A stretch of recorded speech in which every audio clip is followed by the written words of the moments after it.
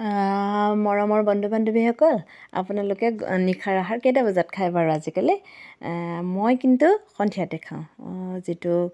যিটো কয় আপোনাৰ ইণ্টাৰমিডিয়েট ফাষ্টিং, 16 ঘণ্টা উপবাস থকা বুলি কয় যে। আৰু কিছুমান কথা জানি বুজি লৈ পেলাই এইদৰে খাবলৈ লৈছোঁ। হ'ল আজি এমাহ দুমাহমান হৈছে এইদৰে খোৱা, আৰু সন্ধিয়াতে খাই লওঁ। এয়া মোৰ খাদ্য। এতিয়া আৰম্ভ কৰিছোঁ আৰু আপোনালোকক অকণমান দেখুৱাইছোঁ। তো এয়া মোৰ ঘৰৰ বেঙেনা ভাজি। এয়া বগা বেঙেনা, সাধাৰণতে বেঙেনা নাখাওঁ, তথাপি ঘৰৰ বেঙেনা বুলি খাইছোঁ। এয়া ভাজি আছে আপোনাৰ বুট, বন্ধাকবি আৰু ফ্ৰেঞ্চবিন। এফালে আছে দালি আৰু পানীলাও। এইফালে ডিম বইল, লোকেল ডিম। এইফালে ফ্ৰাই মাছ আৰু এবিধ চাটনি, যিটো মোৰ খুবেই প্ৰিয়।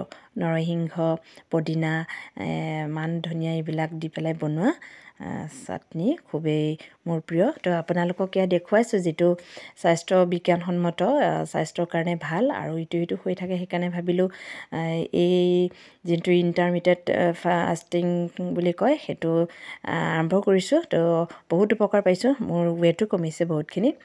তো আপোনালোককো মই কওঁ আৰু যে এইটো যদি পাৰে আপোনালোকে কৰক, আৰু বহুতে হয়তো কৰিও আছে।